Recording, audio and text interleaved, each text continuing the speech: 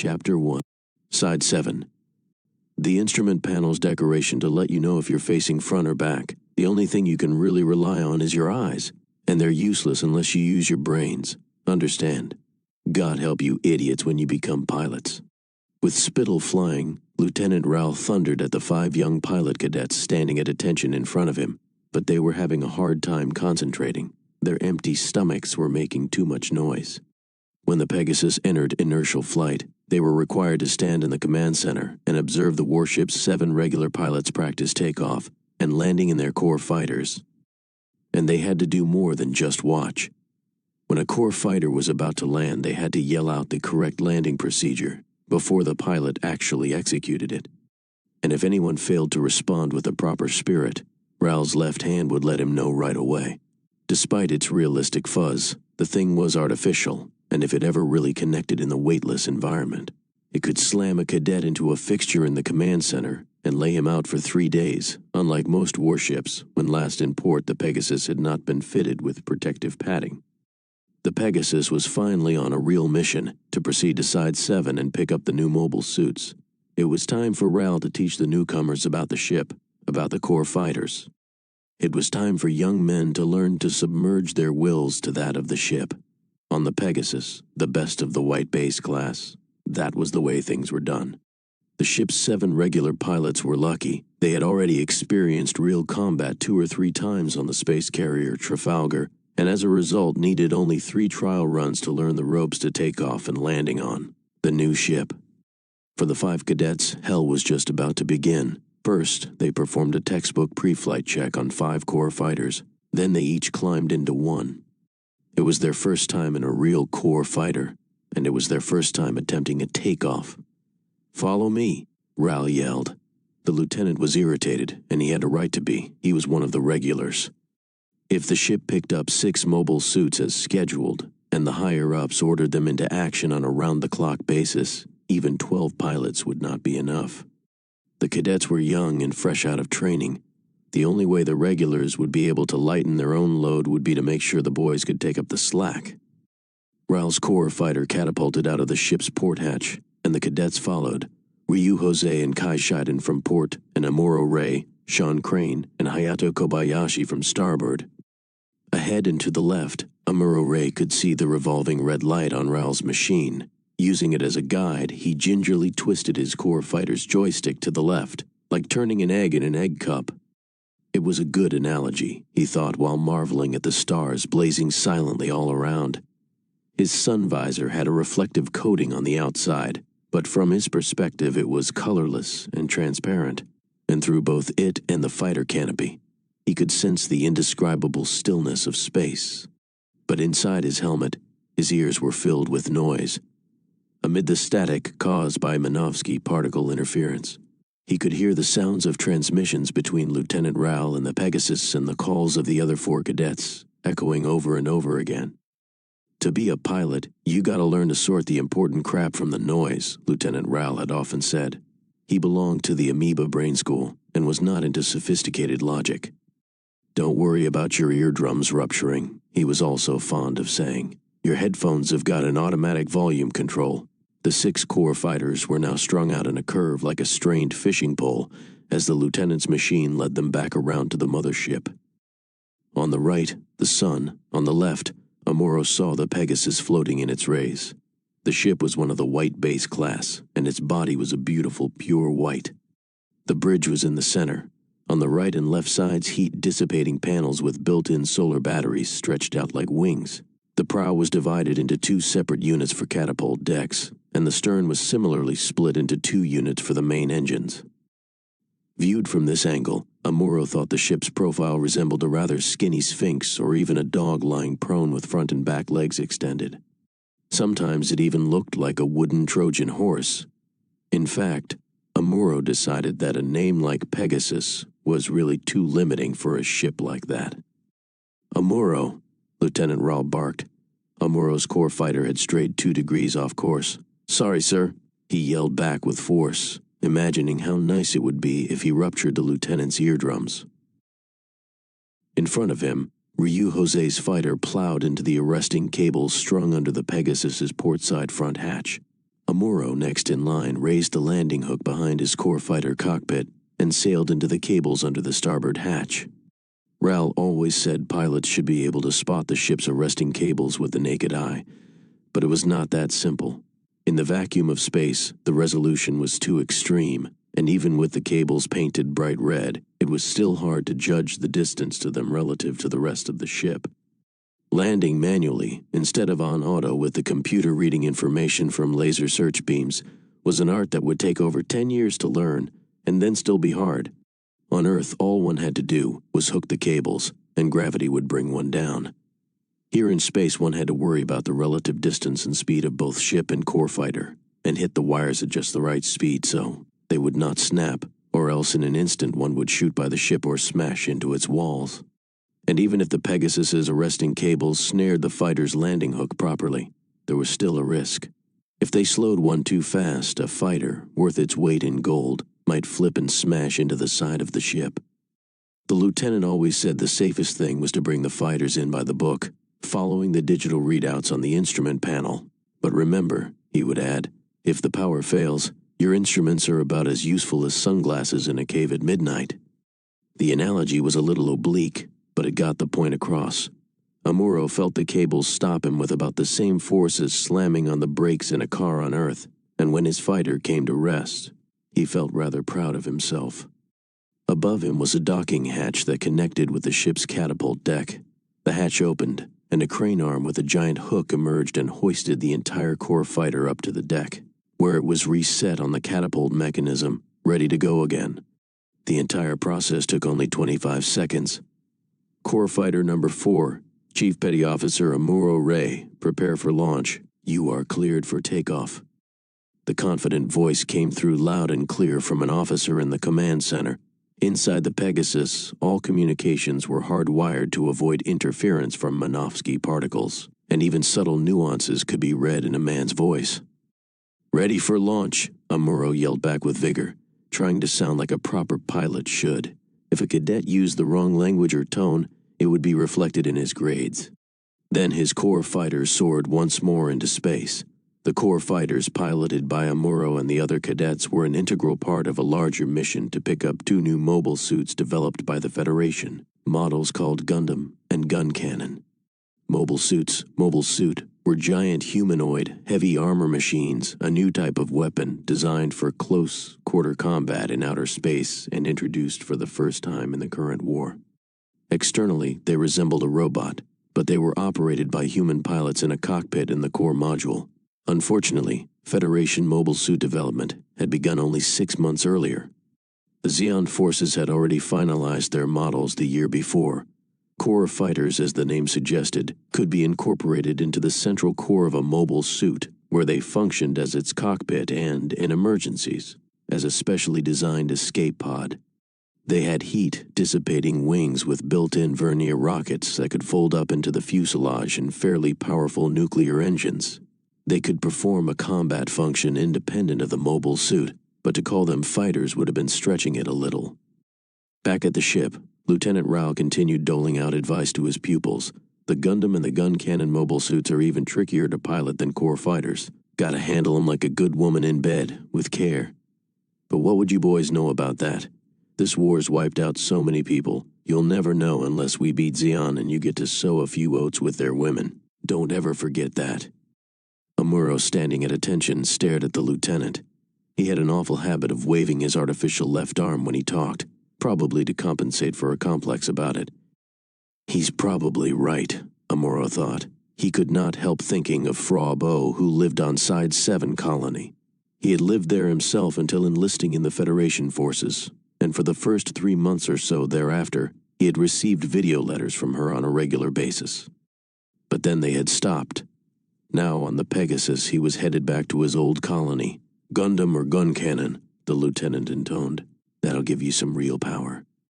But then Ral suddenly punctuated his monologue with a "damn you," and his metal fist sliced through the air, barely missing Amuro's left temple. Amuro did not mean to duck, but did so out of reflex when he felt the hand crease his hair.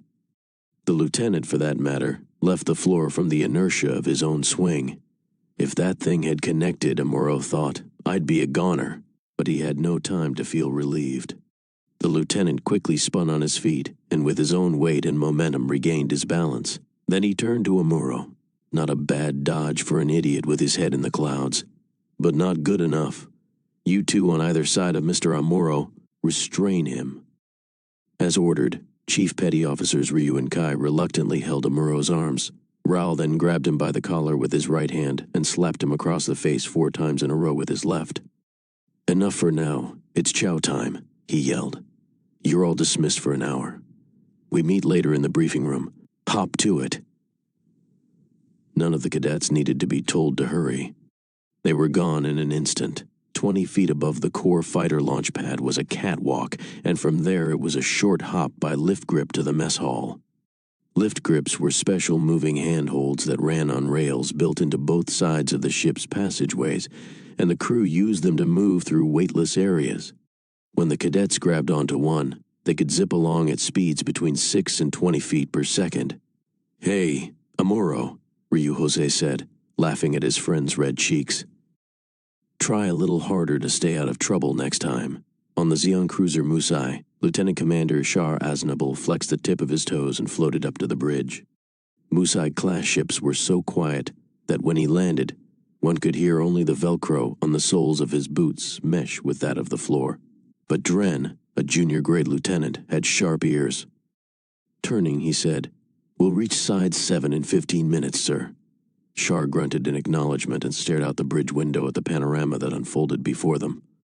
It was something he always enjoyed. There, down to the left, was Earth, an illuminated crescent floating in space, and next to it was the reddish rock of Luna 2, reflecting like a rusty little hand sickle.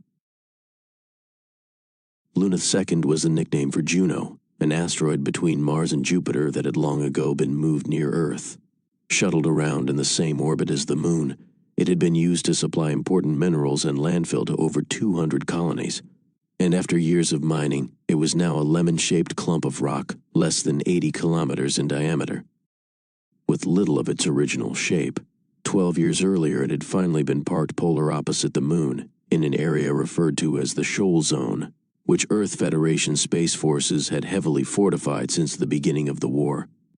Zeon cruiser-class warships rarely attempted to enter, but that did not prevent regular skirmishes between patrols sent out by both sides. Laser scope. At Char's command, the monitor on the port side of the bridge displayed an image from the laser system. It showed the warship Char sought, floating in space between 2 asteroids on the other side of the shoal zone. But the image was not a true depiction of reality. The system detected what information it could, the computer analyzed it, and then, using inference and extrapolation techniques, finally output a detailed computer graphics image. Since the computer database did not yet contain specific information on such a new design of ship, however, the system could only display a silhouette of what looked like a resting, 180-meter-long wooden Trojan horse.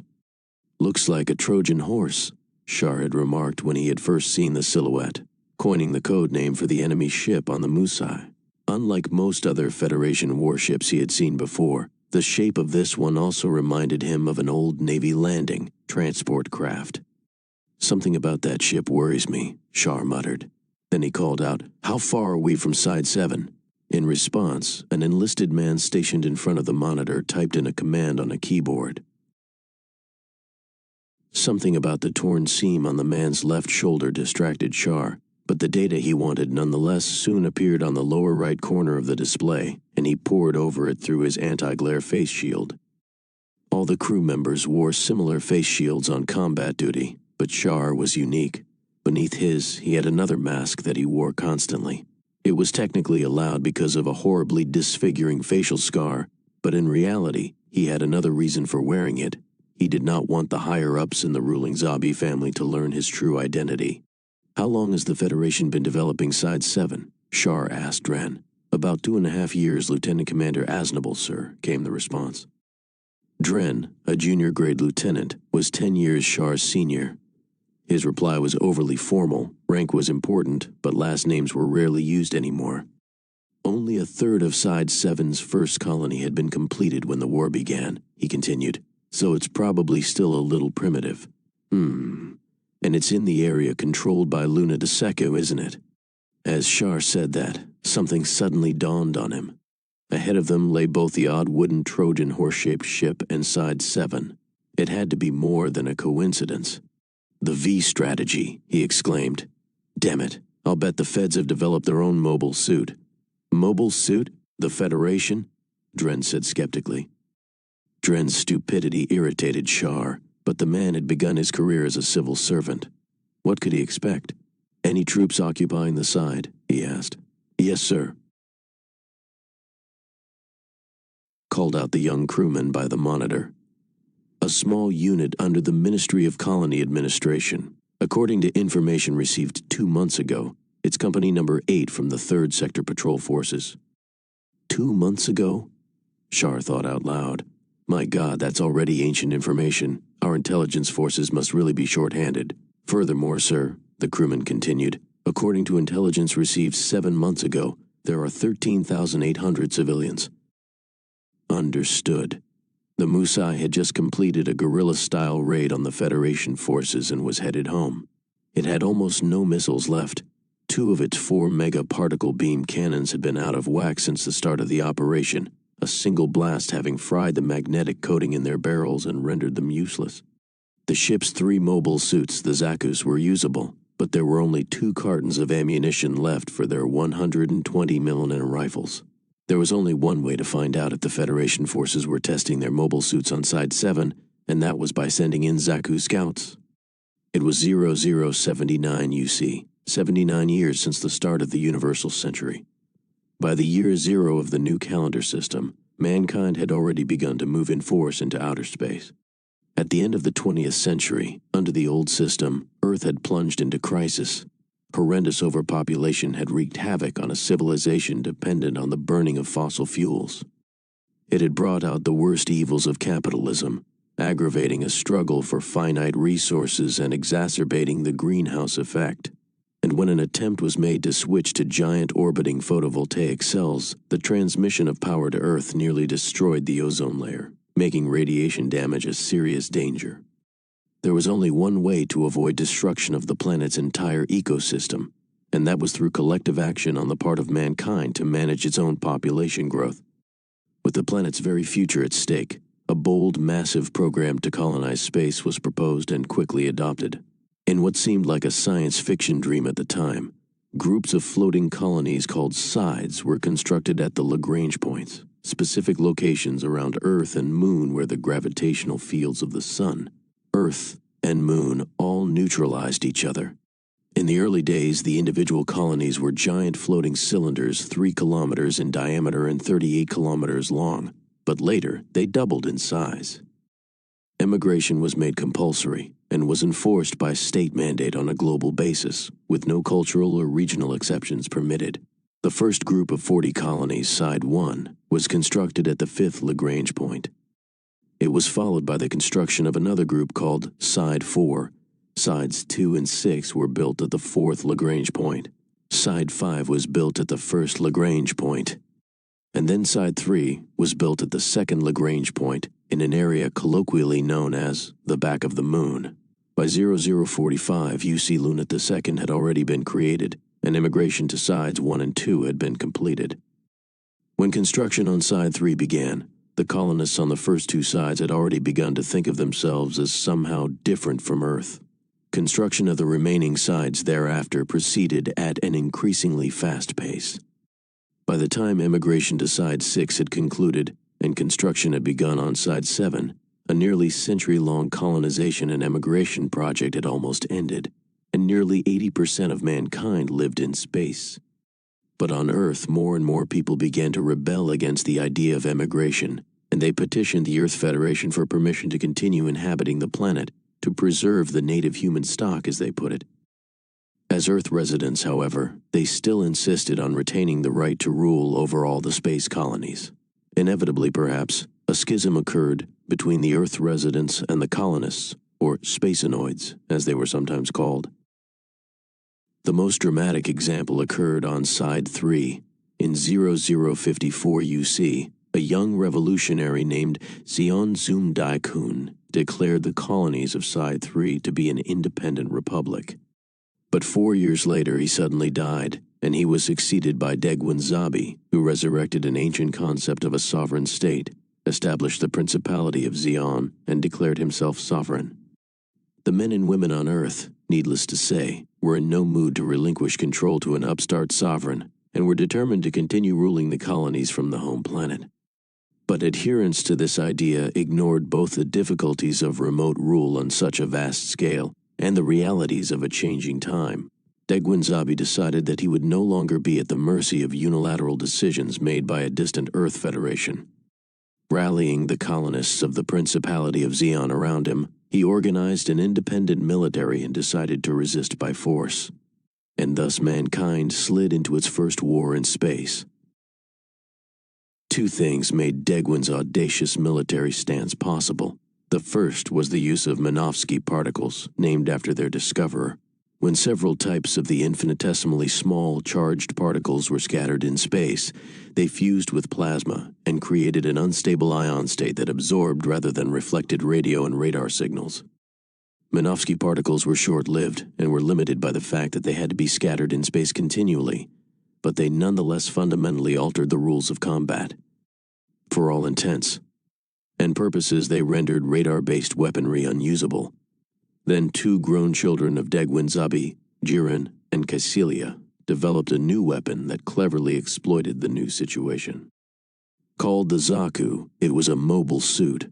Like warships of the time, it was powered by a nuclear fusion engine and could therefore engage in long-term sustained combat. But because it could use a variety of firearms interchangeably, it was also highly effective in close-quarter combat, even in the presence of Minovsky particles. This, combined with its maneuverability, hit-and-run attacks, and tactic of jumping directly into the middle of a battle, meant that one Zaku could single-handedly destroy an Earth Federation's Magellan-class ship. Sakis, more than anything else, enabled the Side 3 Principality of Xi'an to embark on its War of Independence and helped the opening rounds of the one-week battle to go more or less as Jiren and Caecilia Zabi had expected. Zakus were not without their flaws. When they were armored with a compound triple honeycomb construction, a 16-meter-tall suit was said to be the maximum that a man could operate. And the pilots complained about the cockpits. The entry hatch was right in front of the instrument panel and was difficult to get in and out of. Weightlessness usually made this no problem, but pilots griped that the instruments were always dirty. The Zaku's 120mm rifle, however, was exceptional. Only called a rifle because the mobile suit actually held it like one. In reality, it was a cannon. When used in close-in fighting, it enabled pilots like Lieutenant Commander Cheraznable to accomplish the previously unthinkable. Piloting a single Zaku, Char had destroyed 3 of the enemy's Magellan-class ships and 7 Salamis-class cruisers. This feat had earned him a special promotion to Lieutenant Commander and the fear and respect of the Earth Federation forces, who knew him and his red-colored Zaku as the Red Comet. As ordered by Char, Lieutenant Denham launched his Zaku 50 meters behind that of Ensign Jean. First, he detoured around the Side 7 colony and positioned himself with the sun to his rear. The cylindrical colony looked as bright as a full moon. Then, shielding himself with fragments of Luna 2 that drifted in the shoal zone, he led the way to the colony core. It was hard to keep a cool head when closing in on an object 3 kilometers in diameter. The colony glared bright white in the sun, and the vacuum of space skewed Denham's perspective. Squinting, he could even make out the details of the looming walls, but soon his main monitor showed nothing but wall, making it even harder to keep a sense of relative distance. He stopped looking at the monitor and fixed his eyes on the rangefinder beside it.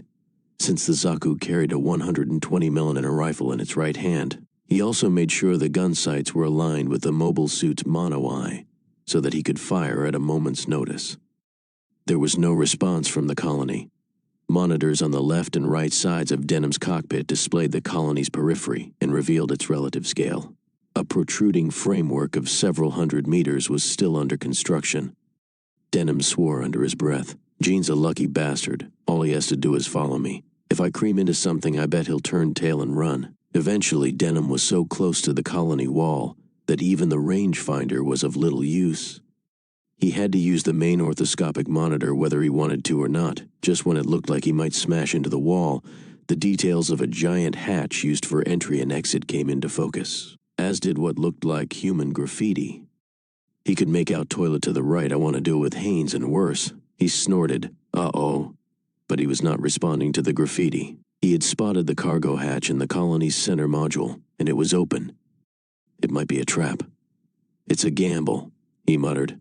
The moment I touch the wall, an alarm might go off. But what can a few Federation clowns do right away against a Zaku? Denham maneuvered his suit to touch the wall. Nothing happened. With John following, he entered through the first door on the cargo hatch and tried the inner lock hatch. Incredibly, the manual door was open. This proves Zeon doesn't have a monopoly on idiots, he thought. One by one, he opened the 4 layers of shutter doors on the inner hatch. The last one was welded shut, but the laser burner built into the Zaku's hand took care of that. And then he and John emerged onto a deck that overlooked the inside of the colony. They were on the central axis of the cylinder, and had it not been for the clouds that obscured their view, they would have seen a 360-degree panorama of land surrounding them. From the inside, the colony cylinder wall, or floor, was divided into 6 equal sections which alternated between glass-walled areas that let in sunlight and land areas where people actually lived. The artificial land below their feet was their Earth. The transparent walls of the colony 3 kilometers directly above them formed their sky. Natural sunlight was evenly distributed throughout the colony by an enormous array of mirrors built outside the colony next to the glass sections, and by adjusting the angle of the mirrors to universal mean time. It was possible to create an illusion of day and night, and even to generate a sense of seasons and regional differences. Ensign Jean made his Zaku's left hand reach out and touch the shoulder of Denham's machine, initiating what was called skin talk, a form of communication utilizing the voice vibrations that could travel through the Zaku's armor. Skin talk also could be used when one was wearing the helmets that were part of normal suits, the term used for regular space suits ever since mobile suits had come into vogue. "Look, sir, a spider web," Jean said. Normally, Denham would have chewed out his subordinate for such an asinine comment, but instead he actually looked in the direction Jean pointed. In the corner of the deck above them there was a beautiful spider web. In the Zeon colonies, insects were strictly regulated, and outside of the entomological room in a museum no one ever saw them. "I'd love to climb out of this suit and see what that stuff really feels like," Jean opined. "Win the war, Jean," Denham replied, "and you can play with as many spider webs as you want." With that, Denham made his Zaku jump off the deck they were standing on, into the mist. The pair had to drop 1,500 meters from the core to the ground, or inner walls of the cylinder. But construction on the first Side 7 colony had stopped with only a third of it complete, and compared to the Zeon colonies, the clouds were still quite wispy. So far so good, but if the enemy spots us, we're goners, Denham thought. Noting that there seemed to be a fairly high concentration of Minovsky particles diffused throughout the colony, he realized Char's hunch had been right. Something's going on here, he concluded. Minovsky particles meant that he and Jean did not have to worry about being detected by radar, but someone might still spot them visually. He would just have to rely on the fact that it was early morning on the colony, 4:30 a.m. to be exact. As Denham dropped closer and closer to the ground below, he was surprised. He had imagined that a colony still under development might look a little like this, but compared with Zeon's ergonomically designed, calculated environments, the area below seemed awfully primitive. Nonetheless, he soon could see an open, undeveloped zone with what looked like a military facility. While keeping the trajectory of his Zaku aimed at it, he noticed something flash in the corner of the site. I wonder if it's their mobile suit, he thought. 10 seconds later, the two Zakas touched down in a pile of earth. Since they were still around 3 kilometers away from the military facility, Denham switched his main monitor to telescope mode. In the distance, almost 11 kilometers away, he could see the colony's mountain. It was an artificial construct on the central axis of the colony, on both ends of the cylinder. The mountain peaks contained the colony's port facilities and industrial sectors, and from there the ground sloped into the colony's flatlands. As Denham watched, a giant elevator platform built into the side of the mountain began to rise slowly. There was no mistaking the exposed red-colored machinery it carried. It was a humanoid mobile suit. I wonder if they've actually completed the thing, he thought. The suit on the elevator platform was still divided into a humanoid upper and lower torso. Even more interesting, it had what appeared to be missile or cannon barrels built into the shoulder sections. It was a rather crude design, but it made a lot of sense to Denham. A design like that would free up the MS's hands. With a rifle, the thing'd be deadly. White thing on it might be another mobile suit. Sure enough, a self-propelled flatbed trailer was pulling another mobile suit, half covered with a tarp, out of a gigantic building. But it was clearly a different model from that on the elevator. Its eyes were in exactly the same place as a human's. Geez, it looks uncannily human, Denham grumbled. But making a weapon lifelike doesn't always make it better. Denham had now confirmed the existence of 2 enemy mobile suits, but it occurred to him that if, as it seemed, the Federation forces were doing final operational tests on them, there ought to be 2 or 3 more around. Well, Denham, he said to himself, it's time to make your move. The best plan would be to capture the 2 Federation mobile suits right in front of them. But it might also be the right time to show Lieutenant Commander Sharaznable, that young upstart so favored by the Zabi family, what a real combat veteran could do. Now, how many suits have we really got here? He thought out loud. The Pegasus entered the Side 7 colony port, and the instant the docking lock mechanism was activated, the crew opened the hatches on the front legs of the warship. The conversion system for the new model mobile suits was ready and waiting. Prepare to receive 3 gun cannons and 3 gun dams in 3 minutes. All crew to stations. With the announcement, Amuro and the other 4 cadets assumed their assigned stations on the left and right decks. At the same time, 4 of the regular pilots left the Pegasus and headed on lift grips toward the port hatch that led to the inner colony. Being higher in rank, they would get to see the new mobile suits first. On the double, men. As soon as we finish loading the suits, we blast off from this side. That Musa'll be on our tail. On the Pegasus's bridge, Captain Paolo Cassius was worried.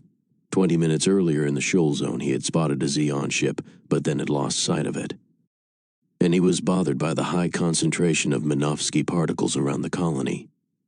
Maybe it made sense for the mobile suit development team to scatter them in the area to confound enemy transmissions. But there was always a negative side to it. If only they'd do things in moderation, he grumbled. From the bridge, Paolo could see the module that formed the Side 7 colony's port. The central command section was built into a wall only 100 meters away, and in the reddish glow of its lights, Paolo could make out the forms of a few workers. Just as he was noting how terribly understaffed the facility seemed, he heard an alarm sound, and at almost the same instant, one of his communications men turned around and suddenly yelled, "Captain, there's an attack inside the colony." An attack? It must be a joke, Paolo thought. Zeon Scout Lieutenant Denham had, after all, decided to demonstrate what sort of stuff he was made of. The 2 Federation mobile suits first sighted were temporarily hidden in mist, but 4 other flatbed trailers with loads emerged from the shadow of an enormous building nearby. After waiting a couple of seconds to make sure there were no more, Denham ignited the jump verniers on his Zaku. With the thrusters, he could make his giant suit jump 800 meters in a normal gravity environment. Ensign Jean followed in his Zaku. When his field of vision was free, Denham trained his gun sights on the mobile suit on the mountainside elevator and fired in midair. 2 shots hit their mark. The elevator platform crumpled and slid down the slope of the mountain, carrying the red mobile suit with it. John fired a volley at the base of the mountain, and one of the flatbed trailers burst into flames. Watching the column of black smoke that bellowed from the site, Denham wondered if the Federation forces were still using old-fashioned gasoline. Small colony, guided missiles had to be wired to avoid Minovsky interference. Denham tilted his Zaku's upper torso a tad to let the missile zip by harmlessly and slash the guide wire with his left arm. He had not expected any resistance, yet to his astonishment the Federation forces seemed to have at least considered the possibility of an attack from inside the colony. Several enemy LA cars carrying missile launchers appeared, but the Zakus picked them off like sitting ducks with their rifles. The Federation crowd did not seem to have any idea how to properly use the slow, electrically powered vehicles in combat. 500 meters in front of the Pegasus, over in the port area, a hatch leading to the inside of the colony opened, and Amuro suddenly heard a roar from behind him. To his amazement, 2 core fighters launched from the ship and entered the colony. Core fighters were not really designed as fighter planes, and it was sheer madness to take them into combat in the narrow confines of the colony. The Side 7 colony, after all, was only around 25 kilometers long and 3 kilometers wide. It would take all a pilot's skill just to avoid smashing into the walls that alternated between terrain and the transparent sections bringing in sunlight. Intercepting the enemy would be almost impossible. Inside the colony, Zeon Lieutenant Denham was shocked by the sight of the two tiny craft bearing down on him out of a crack in the clouds.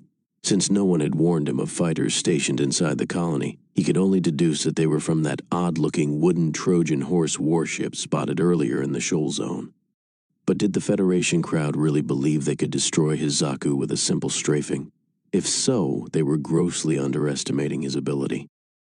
He quickly had them in his sights, and then he fired. The 120mm rifle was not equipped with diffusion shells, but he managed to pick them off anyway.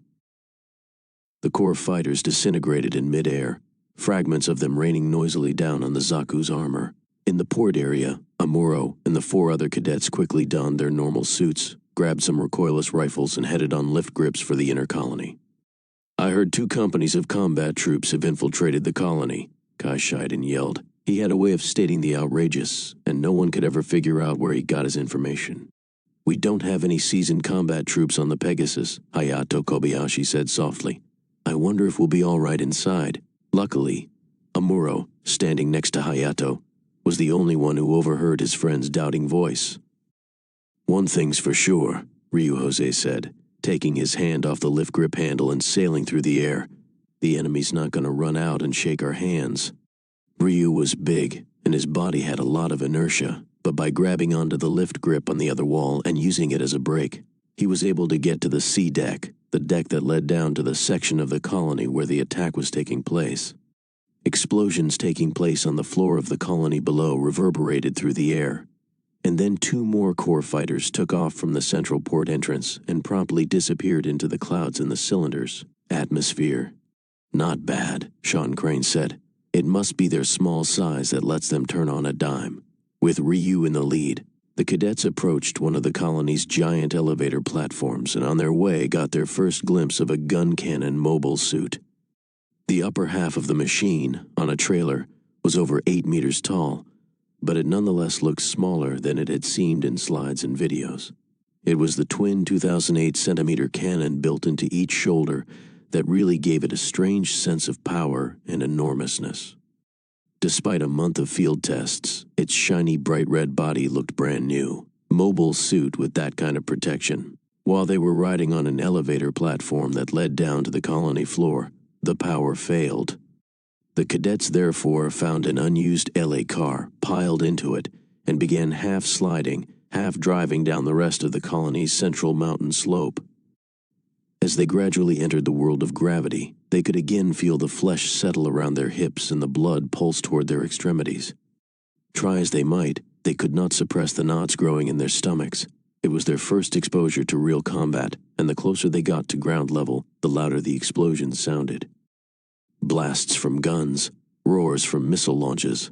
Even with helmets, the noise in their ears was so deafening that they ducked despite themselves. 70 or 80 meters away, the elevator platform they had just been riding on received a direct hit.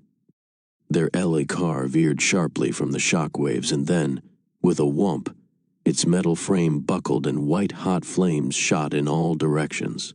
An explosion must have occurred slightly above them. It tossed the cadets into the air and then, aided by a gravity half that of Earth, flung them against the foot of the mountain. Amuro hit the ground just as he remembered that he should have lowered his sun visor fully, but it still caught enough of the shock to protect his face.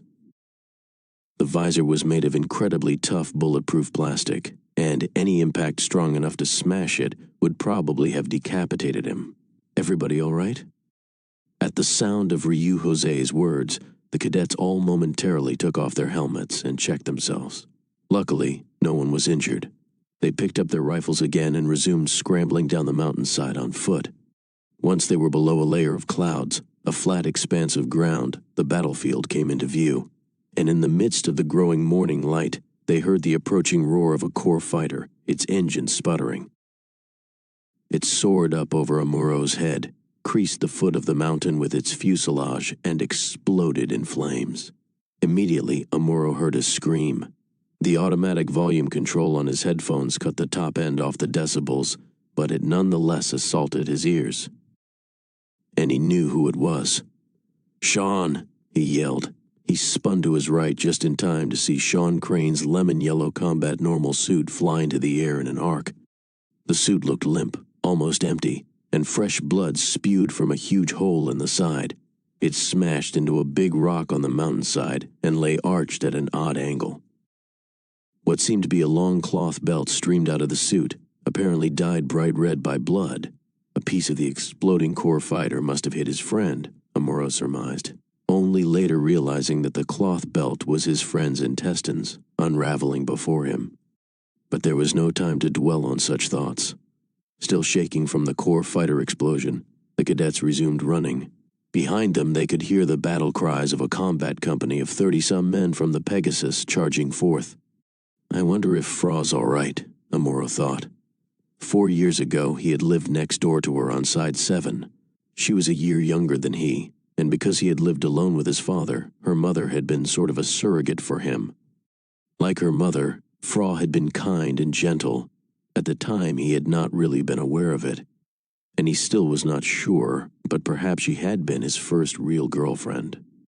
While pondering this, he realized that he and his friends were headed for Block C in the colony, where he and Fra had lived. Wouldn't you know, he thought. Of all places, the military has to requisition my old home as a weapons test site. Then Amuro felt the shock of another type of explosion, and he hit the ground out of reflex. The others did the same, only slower. Something gigantic was skirting the base of the mountain, climbing toward them. When it neared, Amuro saw a huge machine with a 70 or 80 centimeter mono eye in the center of a round head, glowing as it scanned nearly 180 degrees to the left and right. The machine kept coming, and it was walking. It was a white Zaku, one of the Zeon Force's mobile suits. The Pegasus troops near Amuro began firing at the Zaku, but when their bullets merely bounced off its armor, their bold cries turned to groans of fear. Amuro felt a round from the Zaku zip through the air by his ear, and he shuddered. He began to run and headed straight for the metal monster's huge legs. He had no way of knowing exactly in what direction they would move, but on a hunch that he could make it, he ran right between them and kept running without pausing for breath. To his rear, a Zaku shell aimed at the soldiers exploded on the ground, and the blast from it sent fragments flying through the air. A boulder landed only a few meters below him, and a stone hit him in the back. He tripped but got up and kept running. Before firing a single round from his own rifle, it seemed, he had experienced more than he had ever wanted to know about combat. With a whoop, another earth-shaking roar occurred, and Amuro saw the mountainside elevator platform collapsing in flames. To no one in particular, he yelled, "This isn't fair!" In a few minutes, Amuro arrived in front of the military evacuation capsule, where he was joined shortly by Ryu, Kai, and Hayato. The capsule was designed to be ejected with the aid of the colony's rotational force in times of emergency, but the cadets were not there to escape. As one of the most conspicuous objects on the mountain slope, it was simply a natural place for them to regroup. "I hear there's only 2 Zakus," Ryu reported with assurance, "but they already got 3 of our core fighters." "Nope," Kai replied. 4. The cadets looked out over the colony floor. A ball of flame was falling toward a river. Amuro turned to Ryu. "I wonder if the colony itself can hold up under this much fighting inside. If there are 2 Zakus here, that means other Zeon forces must be nearby, right? Shouldn't we be even more worried about that Musai-class ship we saw?" One of the Zakus had by then stationed itself at the base of the mountain. The other was occupying the middle of the Federation's mobile suit test site. Together, they had more or less succeeded in quelling the opposition. At the first lull in the firing, a crowd of 40 or 50 civilians rushed out from the right of the cadets toward an elevator platform. Almost all of them were old people, and women and children. Other groups were trying to escape to another section of the colony by crossing over one of the transparent parts of the colony floor. Yet others headed for an elevator built inside the central mountain, which they knew was one of the more sheltered spots in the whole colony, and would take them to the port area for possible escape. Amuro scanned the fleeing crowds, hoping to see Fra Bo, but with no luck. Over a kilometer away to his right, he saw a company of Federation troops rolling out 5 LA cars equipped with anti-tank missiles, which launched with a roar. At almost the same instant, other soldiers on the mountain slope began directing their fire at the Zaku on the flat.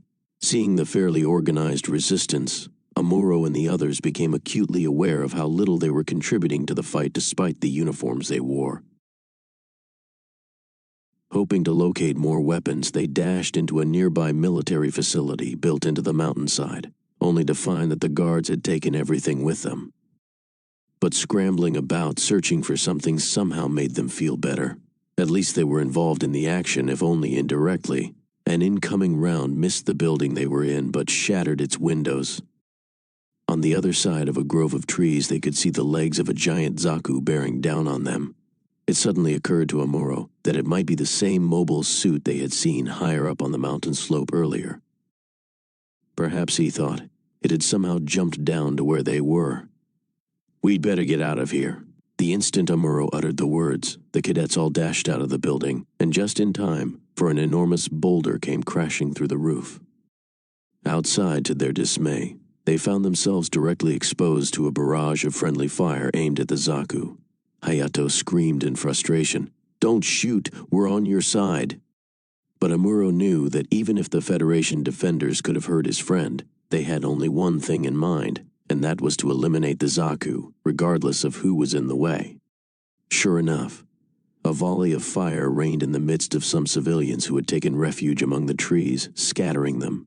It was impossible to tell for sure where the fire was from, but it appeared that the Zaku had jumped into their midst, trying to use them as a shield. The cadets found an overturned LA car, righted it, climbed in, and managed to start its engine. But just then a Zaku, now only 10 meters to their left, fired a burst. First, the shock waves from the explosion reached the cadets, then empty cartridges the size of oil drums rained around them in a clatter. Ryu, in the driver's seat, tried to steer clear. "Damn!" he yelled as a cartridge scored a direct hit on the front of the yellow car and tossed the cadets from the vehicle. Amuro, luckily, landed in a bomb hole where his fall was cushioned by newly overturned earth. But when he picked himself up, he shuddered at what he saw at the bottom of the crater. In the old days, colony floors had been built with a soil layer of only around 3 meters. Nowadays, the average was more like 6. Nonetheless, the blast had exposed the basic structural elements of the colony cylinder's framework. "A few more explosions like this," he noted with a low whistle, "and the whole colony will be destroyed." Superstitious soldiers said that a new bomb crater was the safest place to be during an attack, so Amuro hesitated to leave. But when a fresh round hit directly in the middle of the road 50 meters ahead, he changed his mind fast. First he saw a plume of smoke, and then he saw a bloody human hand flying through the air. It was small, and its middle finger was still wiggling, and later he realized it must have belonged to a child. Perhaps such a shocking sight triggered something in Amuro. Whatever it was, he dashed from the shelter of the crater with an idea. He knew there was one Federation mobile suit still undamaged on a flatbed trailer at the test site. He was not sure why he knew, but he just did. He ran over 300 meters, jumping over the charred bodies of several colonists, but then lost his footing when he stepped on what seemed to be a blackened log. On closer inspection, the blackened bark of the log had been stripped away, revealing salmon pink mixed with the bright red of human capillaries. Much to his horror, he realized that the soles of his normal suit boots had literally skinned the flesh off a charred corpse. For a second he wondered how such a beautiful color could exist under a carbonized exterior, but then the sight made him nauseous. Steeling himself, he resumed running. When he reached the site, sure enough, there was a Gundam model mobile suit on a trailer. Not only had the Zakus not yet captured it, but it was intact and even seemed to be outfitted with a core fighter. He hurriedly climbed up the ladder affixed to the trailer and found the hatch used to enter the cockpit in the Gundam's midriff. Tearing away the canvas that covered it, he exulted in the fact that his hunch had been right. Incredibly, the Gundam's engine was even idling. Before entering the cockpit, Amuro scanned the surrounding landscape for the Zakus.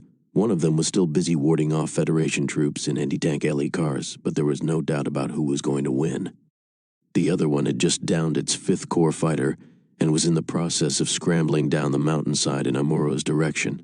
For the past 3 months, Amuro had trained daily on a simulator for the Gundam model mobile suit, so he immediately knew what to do, or at least thought he did. When he actually slid into the cockpit and looked around inside, he realized he was in a machine with quite a few quirks. The instrument panel, for one thing, was covered with notes made during field tests, with corrections listed for numerical readouts. First, he checked to see if the control system had been switched from the Corps fighter to the Gundam mobile suit, and then he stepped on the left and right pedals. The Gundam was powered by an ultra-compact magnetic confinement fusion engine and was known to overheat easily. At first, it responded to the increase of power with a contented purr, but within seconds indicators slammed into the red zone and hot gas spewed from the twin exhaust nozzles on the left sides of the Gundam's chest area, filling the cockpit. Amuro quickly turned on the ventilator, but this was already more than he had ever experienced in simulation. When he closed the Gundam's triple-layered armored front hatch, a central orthoscopic video monitor on the inside began displaying an image. Since it was linked to other screens on the right and left sides of the hatch, it could automatically convert the Gundam's eye-level view to a human pilot's perspective and provide a sense of distance almost identical to what the pilot would have actually seen with his naked eye. Moreover, if the image happened to be a target registered in the mobile suit's database, the computer system could accurately augment it with computer graphics or provide a warning to the pilot if it was unidentifiable. Surrounding the Gundam's main screen, there were also 8 smaller monitors that provided a true 360-degree panorama. If needed, the image on any one of them could easily be switched to the main screen. In addition, although they often suffered from poor reception, there were 2 monitors for communicating with friendly forces close by. Amuro quickly noted that there were 80 rounds left in the Vulcan cannon in the Gundam's head, good enough for at least 2 series of blasts. He slowly pulled on the left and right operating levers to start the Gundam. Sensors in its legs took readings on the environment and activated the system. The exhaust nozzles belched forth pent-up gas. I wonder where the beam rifle is. While watching the monitors in the cockpit, he made the Gundam's cameras scan the trailer and its environs but could see no sign of the weapon he wanted. But then, on one of the left side monitors, he caught a glimpse of a Zaku at the base of the mountain. It seemed to hesitate, and he wondered if he had been spotted. When the Zaku took aim with his rifle, there was no room for doubt. Amuro fired the Vulcan cannon on the Gundam's head, but the Vulcan had been developed for close-quarter fighting, and its barrels were too short to be very accurate. The shells exploded harmlessly around the Zaku. To top it off, Amuro realized he had forgotten to use the hinged sighting scope on the right side of his headrest. He quickly swung it around, positioning it in front of him, but while he was doing so, the other Zaku, the one that had been attacking through the trees earlier, turned toward him. In haste, Amuro pushed the right lever away from him and twisted it into the 3rd zone on the left. It took speed, a strong hand grip, and considerable pressure on the right steering pedal, but the Gundam's huge body did spin to the right. At the same time, the rifle aimed by the Zaku at the foot of the mountain flashed, and Amuro felt his entire cockpit reverberate from the explosion of a near miss. His left upper monitor flashed pink and indicated the shock, but there was no time to look. "Damn," he cursed. "This thing's slower than the simulator." He was stunned at first by the fact that the Gundam's entire control system differed from the one used in training, but he was not about to let it get the better of him. His initial terror of combat gradually subsided, and a newfound confidence welled up inside him and helped transcend the very craziness of what he was attempting. Leaning the Gundam's upper torso forward slightly, Amuro headed straight for the Zaku at the base of the mountain, while dodging the attack of the other one farther up. In the woods, the tallest conifers helped hide his machine. His main monitor began to display the Zaku. There were no civilian evacuees in sight. "Ha-ha, now we're rolling." He exulted in the thrill of the moment. He could tell by the way the Zaku on the other side of the woods was moving that its comrade on the slope above had not yet spotted him. But then he saw its legs crush the body of an earlier victim of the fighting. Blood spattered out onto a concrete surface. Furious, Amuro yelled, "Let me at him!" Forgetting for the moment the other Zaku descending toward him from his left, he made the Gundam charge straight for the enemy. The hilts for the Gundam's twin beam sabers were stored in the suit's backpack, so he simultaneously flicked a switch under the instrument panel to free up enough energy for them and reached back with his right hand to unsheath one. The instant an electronic lead in the palm of the Gundam's hand connected with that of the saber hilt, a particle beam nearly 10 meters long stabbed forth to form the blade. Like the beam rifle, beam sabers required an enormous amount of energy and could be used only for a short time, but their blades could slice through 30 centimeters of solid titanium in less than a second. With his eye on the digital readouts from the mobile suit computers, Amuro fired the vernier jets built into the Gundam's backpack, waist, knees, and ankles for 0.3 seconds. The G-force that resulted was mild, but it was enough for the Gundam to jump over the coniferous forest. The Zaku in front of him turned around, and its mono eye flashed as if in fear. By the time it raised its rifle up, it was already too late. Screaming in rage, Amuro brought the Gundam's poised beam saber slashing downward in a blur of light. The beam blade entered the Zaku's left shoulder and flickered for a second, but it had more power than in the animation sequences Amuro had seen in training, and sliced all the way through to the right side. The Zaku looked like a monster severed in half and spurting blood. Sparks flew from its severed circuitry, and oil spurted out of its hydraulics. But Amuro had cut too deep.